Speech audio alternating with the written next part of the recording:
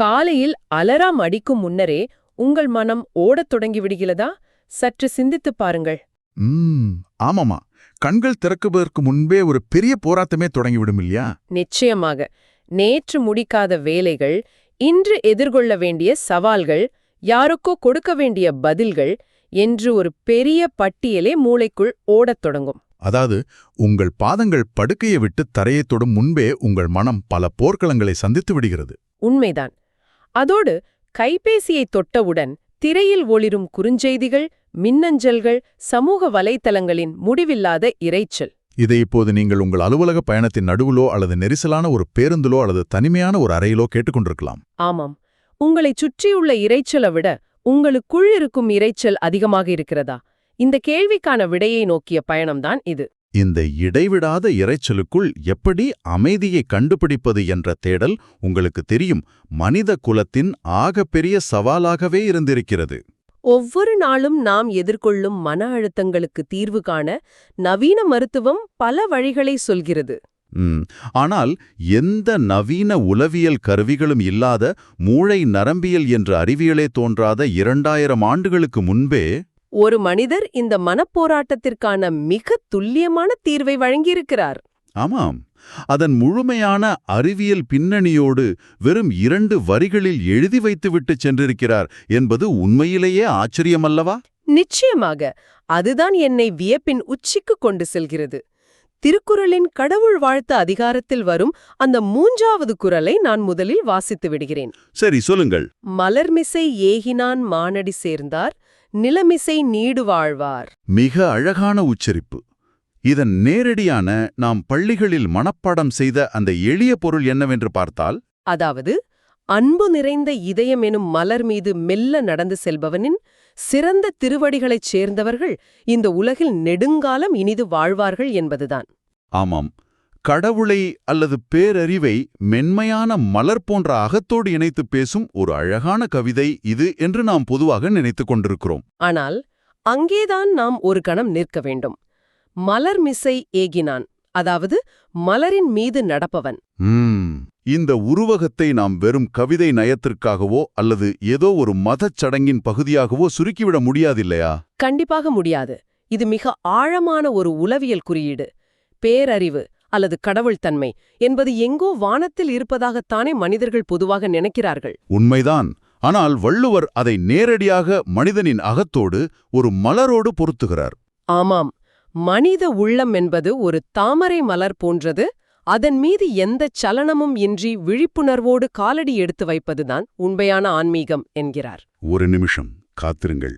இதை கேட்பதற்கு மிக அழகாக இருக்கிறது, கவித்துவமாக இருக்கிறது. ஆனால் கொஞ்சம் நடைமுறைக்கு வருவோம். சரி, வாருங்கள். என் மனம் ஒரு மலர் என்று வைத்துக் கொள்வோம். அதன் மீது மென்மையாக நடக்க வேண்டும் என்கிறீர்கள். ஆனால் நிஜ வாழ்க்கை அப்படி இல்லையே. எப்படி சொல்கிறீர்கள்? என் மேலாளர் என்னை கோபமாக திட்டும்போது, எனக்கான அங்கீகாரம் மறுக்கப்படும்போது, அல்லது என் எதிர்காலத்தை பற்றிய பயம் வரும்போது என் மனம் எப்படி மலராக இருக்க முடியும்? மிக சரியான கேள்வி.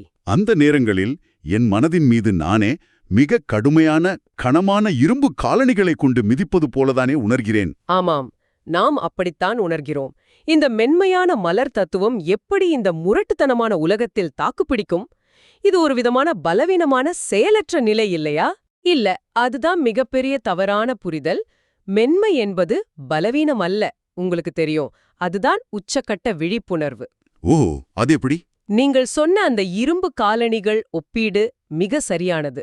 கவலை, கோபம், பயம் ஆகியவை அந்த கனமான காலணிகள். நாம் என்ன செய்கிறோம் தெரியுமா? என்ன செய்கிறோம்? அந்த காலணிகள்தான் நாம் என்று நம்பத் தொடங்கிவிடுகிறோம். அதாவது அந்த உணர்வுகளையே நமது அடையாளமாக மாற்றிவிடுகிறோம் என்கிறீர்களா? ஆமாம்.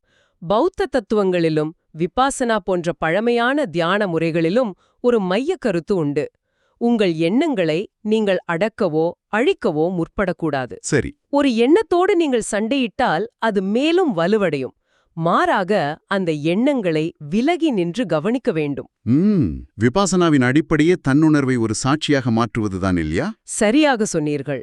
மலர்மிசை ஏகுதல் என்பது அந்த மலரின் மீது எந்த அழுத்தமும் கொடுக்காமல், இதழ்கள் நசுங்காமல் மிக நுட்பமாக தன்னுணர்வை நிறுத்துவது. அதாவது நான் அந்த கனமான காலணிகளாக இல்லாமல் அந்த மலரையும் அதன் மீது விழும் அடிகளையும் பார்ப்பவனாக மாற வேண்டும் என்கிறீர்கள். ஆமாம். ஒரு எண்ணம் வருகிறது, ஒரு கோபம் வருகிறது என்றால், நான் கோபமாக இருக்கிறேன் என்று அந்த உணர்வோடு உங்களை அடையாளப்படுத்திக் கொள்ளக்கூடாது. சரி, அதற்கு பதிலாக எனக்குள் ஒரு கோபம் எழுகிறது என்று அதை ஒரு சாட்சியாக கவனிப்பது. அந்த விழிப்புணர்வு நிலைதான் அந்த மலரின் மீது மெல்ல நடக்கும் பாதம். அது இதழ்களை நசுக்குவதில்லை. இதைத்தான் ஜென் தத்துவமும் கூறுகிறது. நீங்கள் ஆற்று நீரல்ல, ஆற்றின் கரையில் நின்று நீரூட்டத்தை பார்ப்பவர். அருமை. இதை புரிந்து கொள்ள முடிகிறது. இது என் மனதிற்குள் ஒரு பெரிய தெளிவை கொடுக்கிறது. மிக்க மகிழ்ச்சி. ஆனால் இது எனக்கு இன்னொரு ஆழமான கேள்வி எழுப்புகிறது. நாம் விபாசனா பற்றி பேசுகிறோம், 2000 வருடங்களுக்கு முந்தைய திருக்குறளை பேசுகிறோம். ஆனால் இந்த அகப்போராட்டம், அதாவது வெளியே இருக்கும் சவால்களுக்கும் உள்ளே இருக்கும் அமைதிக்கும் இடையிலான போர், உலகமெங்கும் எல்லா காலத்திலும் இருந்திருக்கிறது இல்லையா? ஆமாம், எல்லா நிலப்பரப்பிலும் மனிதர்கள் இதை எதிர்கொண்டிருக்கிறார்கள். அப்படியென்றால் உலகளாவிய தத்துவங்கள் இந்த மலர் என்ற குறியீட்டை எப்படி பார்க்கின்றன? மிக அற்புதமான ஒரு இணைப்புக்கு வருகிறீர்கள். ஸ்டோயிக் தத்துவஞானியும் ரோமானிய பேரரசருமான மார்க்கஸ் அரேலியஸ் இதையேதான் மிக அழுத்தமாக பதிவு செய்கிறார். மார்க்கஸ் அரேலியஸ், சரி. அவர் உலகையே ஆண்ட ஒரு பேரரசர். அவரிடம் இல்லாத செல்வமோ படையோ இல்லை. ஆனால் அவர் என்ன சொல்கிறார் தெரியுமா? என்ன சொல்கிறார்? வெளி உலகில் எவ்வளவு பெரிய போர் நடந்தாலும், எவ்வளவு பெரும் செல்வங்கள் அழிந்தாலும், ஒவ்வொரு மனிதனுக்குள்ளும் எதனாலும் உடைக்க முடியாத ஒரு பாதுகாப்பான கோட்டை இருக்கிறது என்கிறார். ஓ, ஒரு கோட்டை. அதை அவர் இப்படி அழைக்கிறார். அதை அவர் உள்கோட்டை வலரன் என்கிறார். ஆங்கிலத்தில் இன்னர் சிட்டிடல். எப்போதும் உனக்கு அமைதி தேவையோ அப்போது அந்த உள்கோட்டைக்குள் நீ பின்வாங்கிச் செல் என்கிறார். இது கேட்பதற்கு நன்றாக இருக்கிறது. ஆனால் இங்கே ஒரு முரண்பாடு இருப்பதை நான் உணர்கிறேன். என்ன முரண்பாடு? ஸ்டோயிக் தத்துவம் ஒரு உள்கோட்டையே உருவாக்க சொல்கிறது, சரி. ஆனால் எது அந்த உள்கோட்டைக்குள் இருக்கிறது, எது வெளியே இருக்கிறது என்பதை நான் எப்படி பிரித்து பார்ப்பது? மிக ஆழமான கேள்வி. எனக்கு கிடைக்கும் விமர்சனங்கள் என் கோட்டையை தாக்குகின்றனவா அல்லது கோட்டைக்கு வெளியே உள்ள சுவர்களை தாக்குகின்றனவா என்று எனக்கு எப்படி தெரியும்? இந்த இடத்தில்தான் பலரும் குழம்பி போகிறார்கள் என்று நினைக்கிறேன். ஆமாம். அந்த முரண்பாட்டை தீர்க்க நாம் என்ன செய்ய வேண்டும்? இதை தீர்க்கத்தான் நாம் 20ஆம் நூற்றாண்டின் மிகச்சிறந்த உளவியலாளரான கார்ல் ஜங்கிடம் செல்ல வேண்டும். கார்ல் ஜங், ஆமாம். அவருடைய கோட்பாடுகள் மிக ஆழமானவை. நீங்கள் கேட்ட அந்த பிரித்து பார்க்கும் சிக்கலைத்தான் கார்ல் ஜங் தனது உளவியல் கோட்பாடுகள் மூலம் மிக தெளிவாக தீர்த்து வைத்தார். கார்ல் ஜங்கின் பர்சோனா என்ற கோட்பாட்டை பற்றி உங்களுக்கு தெரிந்திருக்கும். ஆமாம். பர்சோனா என்பது நாம் சமூகத்திற்காக அணிந்து கொள்ளும் முகமூடிகள். சரியாகச் சொன்னீர்கள். நாம் பிறந்ததிலிருந்து ஒவ்வொரு சூழலுக்கும் ஏற்ப ஒவ்வொரு முகமூடியை உருவாக்கி வைத்திருக்கிறோம் இல்லையா? ஆமாம். அலுவலகத்தில் மேலாளரின் முன் ஒரு விசுவாசமான ஊழியர் என்ற முகமூடி. வீட்டில் ஒரு பொறுப்பான குடும்ப உறுப்பினர் என்ற முகமூடி. சமூக வலைதளங்களில் எப்போதும் மகிழ்ச்சியாக ஊர் சுற்றும் ஒரு நபர் என்ற பிம்பம். எல்லாமே முகமூடிகள்தான். சரி, இந்த முகமூடிகளில்தான் எல்லா பிரச்சனைகளும் தொடங்குகின்றன என்கிறீர்களா? கண்டிப்பாக. வெளியே நடக்கும் அவமானங்களோ விமர்சனங்களோ வலிகளோ எதை தாக்குகின்றன தெரியுமா? இந்த முகமூடிகளைத்தான் தாக்குகின்றன. ஆமா. ஆனால் நாம் என்ன நினைக்கிறோம்? என்னை தாக்கிவிட்டார்கள், என்னை அவமானப்படுத்தி விட்டார்கள் என்று கதறுகிறோம். அதாவது முள்செடியில் மாட்டிய துணியைப் போல முகமூடிகள் கிழியும்போது நாமே கிழிபடுவதாக உணர்கிறோம். மிகச் சரியான உவமை. ஆனால் கார்ல் ஜங் என்ன சொல்கிறார் என்றால், இந்த எண்ணற்ற முகமூடிகளுக்கு பின்னால் எதனாலும் பாதிக்கப்படாத ஒரு மையப் புள்ளி இருக்கிறது. எந்த காயமும் படாத, எந்த விமர்சனமும் தீண்ட முடியாத மையப்புள்ளி. ஆமாம். அதை அவர் த செல்ஃப் என்கிறார். அதாவது அகத்தின் மாசற்ற மையம். வாவ், இப்போது எனக்கு புல்லரிக்கிறது. அந்த மையப்புள்ளி, அந்த செல்ஃப் என்பதுதான் வள்ளுவர் சொல்லும் அந்த மலர். சந்தேகமே இல்லாமல் வள்ளுவரின் மலர்மிசை ஏகுதல் என்பதும் ஜங்கின் தி செல்ஃபை உணர்வதும் மார்க்கஸ் அரேலியஸின் உள்கோட்டைக்குள் நுழைவதும் வெவ்வேறு மொழிகளில் வெவ்வேறு காலங்களில் சொல்லப்பட்ட ஒரே உண்மைதான். ஆமாம். நாம் அந்த முகமூடிகளை நாம்தான் என்று நம்பும்போது, அதாவது அந்த இரும்பு காலணிகளை நாம்தான் என்று நம்பும்போது தீராத வலி ஏற்படுகிறது. உண்மைதான். ஆனால் அந்த தூய்மையான மையப்புள்ளிக்கு திரும்பும்போது அங்கு எந்த பாதிப்பும் இல்லை. அந்த மலர் எப்போதும் புதியதாகவே இருக்கிறது. இது கேட்பதற்கு மிகச்சிறந்த அறிவார்ந்த இணைப்பாக இருக்கிறது. கார்ல் ஜங்கும் வள்ளுவரும் ஒரே புள்ளியில் சந்திப்பது அற்புதம். ஆனால் இது ஏட்டளவில் இருக்கும் தத்துவமாக மட்டும் சுருங்கிவிடக்கூடாது இல்லையா? கண்டிப்பாக கூடாது. இதை இப்போது இந்த கணத்தில் இதை கேட்டுக்கொண்டிருக்கும் ஒரு நிஜ வாழ்க்கையோடு பொருத்தி பார்ப்போம். தாராளமாக. எந்த சூழ்நிலையை எடுத்துக்கொள்வோம்? நீங்கள் இன்று ஒரு கார்ப்பரேட் அலுவலகத்தில் வேலை செய்கிறீர்கள் என்று வைத்துக்கொள்வோம். சரி. மாலை 6 மணி, நீங்கள் லாக் ஆஃப் செய்யும் நேரம். திடீரென்று உங்கள் மேலாளரிடமிருந்து ஒரு மின்னஞ்சல் வருகிறது. ஓ, அந்த தருணம் மிக கடினமானது. அதில் உங்கள் வேலையை கடுமையாக விமர்சித்து மற்றவர்கள் முன்பாக உங்களை குறை கூறி உங்களுக்கு பொறுப்பே இல்லை என்று சில வரிகள் இருக்கின்றன. அந்த மின்னஞ்சலை படித்தவுடன் ஏற்படும் அந்த முதல் நொடிகள் உங்களுக்கு தெரியும், நெஞ்சு படபடக்கும், காதுகள் சூடாகும். உடனே தற்காப்புக்காக ஒரு கோபமான பதிலை எழுத விரல்கள் துடிக்கும். ஆமாம், அந்த தருணத்தில் இந்த தத்துவம் எப்படி வேலை செய்யும், இதன் இயந்திரவியல், அதாவது இதன் மெக்கானிசம் என்ன? வெறும் மூச்சை இழுத்து விடுங்கள் என்ற சாதாரண அறிவுரையாக இல்லாமல் இதன் அறிவியலை சொல்லுங்கள். மிக சரியான உதாரணம். அந்த மின்னஞ்சலை பார்த்தவுடன் உங்கள் மூளையில் நரம்பியல் ரீதியாக என்ன நடக்கிறது என்று பார்ப்போம். சரி, சொல்லுங்கள். பல்லாயிரம் ஆண்டுகளுக்கு முன் ஒரு சிங்கம் நம்மை தாக்க வரும்போது மூளை எப்படி பதற்றமடைந்து தற்காப்பு நிலைக்கு செல்லுமோ, அதே ரசாயன மாற்றங்கள் தான் அந்த மின்னஞ்சலை பார்த்தவுடனும் நடக்கிறது இல்லையா? ஒரு ஆபத்து வந்துவிட்டது என்று உங்கள் நரம்பு மண்டலம் எச்சரிக்கிறது. அந்த விமர்சனம் உங்களை அழித்துவிடும் என்று மூளை நம்புகிறது. ஆனால் உண்மையாக அங்கே தாக்கப்படுவது எது? சிங்கம் உங்களை கடித்து குதறவில்லை, ஒரு மின்னஞ்சலில் உள்ள எழுத்துக்கள் தான் வந்துள்ளன. அங்கே தாக்கப்படுவது கார்ல் ஜங் சொன்ன அந்த பர்சோனா என்ற முகமூடிதான். அதாவது நான் ஒரு சிறந்த பணியாளன் என்ற பிம்பம். ஆமா, உங்கள் உண்மையான செல்ஃப், அதாவது அந்த மலர் அங்கே தாக்கப்படவில்லை. ஆக நான் உடனடியாக பதற்றமடைந்து பதில் எழுத முற்படுவது அந்த முகமூடியை காப்பாற்றத்தானே தவிர என் உயிரை காப்பாற்ற அல்ல. மூளை ஒரு மாயையான பிம்பத்தை காப்பாற்ற துடிக்கிறது. மிக துல்லியமாக பிடித்து விட்டீர்கள். அந்த தருணத்தில் தான் நீங்கள் குரலை ஒரு ஆயுதமாக அல்லது ஒரு கேடயமாக பயன்படுத்த வேண்டும். அதாவது அந்த பதற்றமான நொடியில் உடனடியாக பதில் எழுதுவதை நிறுத்திவிட்டு ஒரு ஆழமான இடைவெளியை உருவாக்க வேண்டும். ஆமாம், அந்த விமர்சனம் உங்கள் முகமுடியின் மீது விழட்டும். நீங்கள் அங்கிருந்து விழிப்புணர்வோடு விலகி மனதின் மையத்திற்கு, அந்த மென்மையான மலரின் மீது மெல்ல காலடி எடுத்து வைக்க வேண்டும். சரியாக சொன்னீர்கள். இந்த மின்னஞ்சல் என் வேலையை பற்றியது, என் முகமுடியை பற்றியது. என் ஆழமான அகத்தை அது தொடக்கூடாது என்று நீங்கள் உணரும்போது என்ன நடக்கும் தெரியுமா? என்ன நடக்கும்? மூளையின் அந்த தற்காப்பு நிலை செயலிழந்து விடுமா? ஆமாம், அந்த ரசாயன பதற்றம் தானாகவே அடங்கிவிடுகிறது. இது வெறும் தத்துவம் அல்ல, இது பயாலஜி. இது உண்மையிலேயே மனதை கட்டவிழ்த்து விடுகிறது. அந்த பதற்றம் நரம்பியல் ரீதியாகவே அடங்கிவிடுகிறது.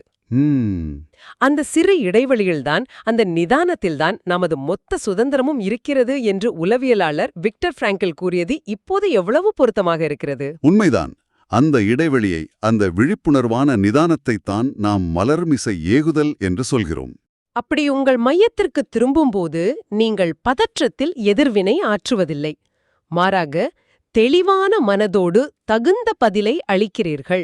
ஆமாம், உங்களிடமிருந்து செல்லும் பதில் மிக தொழில்முறையாக இருக்கும். அதே சமயம் உங்கள் மன அமைதியும் கெடாது. அது மட்டுமல்ல, சமூக வலைத்தளங்களில் நாம் அனுபவிக்கும் தனிமைக்கும் மனச்சோர்வுக்கும் இதுதான் நேரடி மருந்து என்று நான் நினைக்கிறேன். அது எப்படி? கொஞ்சம் விளக்கமாகச் சொல்லுங்கள். நாம் ஏன் சமூக வலைத்தளங்களில் ஆயிரக்கணக்கானவர்களை பின்தொடர்கிறோம்? ஏன் ஒவ்வொரு நொடியும் எத்தனை லைக்குகள் வந்தன என்று பரிதவிக்கிறோம்? ஒரு வகையான தேடல். ஏனென்றால் நம் அகத்துக்குள் இருக்கும் அந்த மலரை நாம் பார்ப்பதே இல்லை. முகமூடிகளுடனே வாழ்ந்து பழகிவிட்டோம். வெளியே இருக்கும் இரைச்சலில் ஏதோ ஒரு அங்கீகாரம் கிடைக்கும் என்று தேடுகிறோம். ஆமாம், ஆனால் உங்கள் உள்ளே இருக்கும் அந்த தூய்மையான, எதனாலும் பாதிக்கப்படாத செல்ஃபை நீங்கள் உணர்ந்துவிட்டால், அந்த மலர் மீது விழிப்புணர்வோடு நடக்கத் தொடங்கிவிட்டால், தனிமை என்பது மறைந்து அது ஒரு இனிமையான ஏகாந்தமாக மாறிவிடும். உங்களுக்கு நீங்களே ஒரு சிறந்த துணையாக, ஒரு முழுமையான மனிதராக மாறிவிடுவீர்கள். அருமை. இதைத்தான் குறளின் அடுத்த வரியான நிலமிசை நீடுவாழ்வார் என்பது மிக அழுத்தமாக குறிக்கிறது என்று நான் புரிந்து கொள்கிறேன். ஆமாம், நீடு வாழ்வார் என்றால் உலகில் 100 வயதோ 120 வயதோ வாழ்வது என்றுதான் நாம் மேலோட்டமாக புரிந்து கொள்கிறோம். ஆனால் நோய்களுடனும் மன அழுத்தத்துடனும் சமூக வலைதளங்களில் மற்றவர்களுடன் நம்மை ஒப்பிட்டுக் கொண்டு பொறாமையிலும் தனிமையிலும் 100 ஆண்டுகள் வாழ்வதில் என்ன பயன் இருக்கிறது? எந்த பயனுமில்லை. அது வாழ்வதல்ல, அது வெறும் மூச்சு விடுவது. ஆமாம், அது வெறுமனே உயிர் பிழைத்திருப்பது மட்டுமே. காலண்டரில் நாட்களை நகர்த்துவது வாழ்க்கையாகாது. அப்படியானால் நீடு வாழ்தல் என்பது வாழும் ஆயுளை குறிப்பதல்ல, நாம் வாழும் ஒவ்வொரு நொடியின் தரத்தை குறிக்கிறது. நிச்சயமாக. யார் ஒருவர் தனது மனதின் மையமான அந்த மலரின் மீது எந்த அழுத்தமும் இன்றி தன் முகமூடிகளை கழற்றி வைத்துவிட்டு விழிப்புணர்வோடு நடக்கிறாரோ, அவர் எந்த மன உளைச்சலும் இன்றி இந்த உலகில் முழுமையாக பேரமைதியோடு வாழ்வார். ஆமாம், அவர்கள் வாழும் ஒவ்வொரு நாளும் ஒரு யுகத்திற்கு சமமான ஆழத்தைக் கொண்டிருக்கும். இது ஒரு மகத்தான வாழ்வியல் வழிகாட்டல். 2000 வருடங்களுக்கு முன்பே மனித மூளைக்கான யூசர் மேனுவல் நமக்கு கொடுக்கப்பட்டு விட்டது. நாம் தான் அதை படிக்காமல் திரைகளையே வெறித்து பார்த்துக் கொண்டிருக்கிறோம். அந்த வார்த்தை மிகச் சரியாக பொருந்துகிறது. மனிதகுலத்திற்கான வழிகாட்டி கையேடு அது. இது ஒரு அறிவுரை அல்ல, இது உங்களை நோக்கிய ஒரு அழைப்பு. நாம் நம் மனதோடு எப்படி உறவாடுகிறோம் என்பதை பொறுத்தே நமது புற உலக வாழ்க்கை அமைகிறது. ஆமாம், இதை மிக அழகாக எந்த காலத்திற்கும் எந்த தொழில்நுட்ப வளர்ச்சிக்கும் பொருந்தும் வகையில் வள்ளுவர் சொல்லிச் சென்றிருக்கிறார். சரி, நாம் இப்போது இந்த தேடலின் நிறைவு பகுதிக்கு வந்துவிட்டோம். தத்துவங்களையும் நவீன உளவியலையும் நரம்பியல் அறிவியலையும் 2000 வருட பழமையான ஒரு குரலோடு இணைத்து பார்த்துவிட்டோம். உண்மைதான். ஆனால் இந்த உரையாடலை ஒரு சாதாரண தொகுப்புரையோடு இப்படிதான் வாழ வேண்டும் என்ற ஒரு உபதேசத்தோடு நாம் நிறைவு செய்யப் போவதில்லை. ஆமாம், நீங்கள் இன்று அலுவலகம் செல்லலாம், அல்லது இப்போது இரவு உங்கள் படுக்கையில் சாய்ந்து கண்களை மூடிக்கொண்டு இதை கேட்டுக்கொண்டிருக்கலாம். உங்களுக்காக ஒரு புதிய சிந்தனையை இங்கே விதைக்க விரும்புகிறோம். இது முந்தைய உரையாடலின் நீட்சி, ஆனால் இது உங்களை இன்னும் சற்று ஆழமாக சிந்திக்க வைக்கும். சரி, அந்த சிந்தனை என்ன? நாம் இதுவரை மனதை ஒரு மென்மையான மலராகவும், நமது கவலைகளையும் பதற்றங்களையும் அதன் மீது மிதிக்கும் கனமான இரும்பு காலணிகளாகவும் பார்த்தோம். ஆமாம், நமது முகமூடிகளை தாக்கும் அம்புகளாக பார்த்தோம். ஆனால் இதை சற்று வேறு கோணத்தில் நம் நவீன வாழ்வியலின் பின்னணியில் சிந்தித்துப் பாருங்கள். அந்த மலரின் மீது யாரோ ஒருவர் நடப்பதற்கு பதிலாக நாமே அந்த இரும்பு காலணிகளை விலை கொடுத்து வாங்கி நம் பைகளில் சுமந்து கொண்டிருக்கிறோமா? ஓ, இது ஒரு ஆழமான பார்வை. சற்று எண்ணிப் பாருங்கள், நமது கைபேசிகளில் உள்ள செயலிகள் எப்படி வடிவமைக்கப்பட்டிருக்கின்றன? ஒவ்வொரு நொடியும் உங்களை பதற்றத்திலேயே வைத்திருக்கவும் உங்கள் கவனத்தை சிதறடிக்கவும் தானே. ஆமாம், ஏதா ஒரு பற்றாக்குறை உணர்வை உங்களுக்குள் தூண்டிக்கொண்டே இருக்கவும் தானே நவீன தொழில்நுட்பங்கள் பலவும் செயல்படுகின்றன. நிச்சயமாக. முடிவில்லாமல் நாம் ஸ்க்ரோல் செய்யும் காணொளிகள், நம் தூக்கத்தை கெடுக்கும் நோட்டிபிகேஷன்கள், நம்மை மற்றவர்களோடு ஒப்பிட வைக்கும் அல்கோரிதம்கள், இவை எல்லாமே நாம் நம் சொந்த பணத்தை கொடுத்து வாங்கி நம் மனதின் மீது நாமே மிதித்துக் கொள்ளும் கனமான காலணிகளாக மாறிவிட்டன அல்லவா? உண்மைதான். நாம் ஏன் வன்முறையை நம் மென்மையான அகத்தின் மீது நாமே இப்படி தொடர்ந்து திணிக்கிறோம்? இதுதான் நாம் உங்களிடம் விட்டுச் செல்லும் கேள்வி. உங்கள் மனமெனும் அந்த மென்மையான மலரின் மீது இன்று முழுவதும் எந்த காலணிகளை அனுமதிக்கப் போகிறீர்கள்?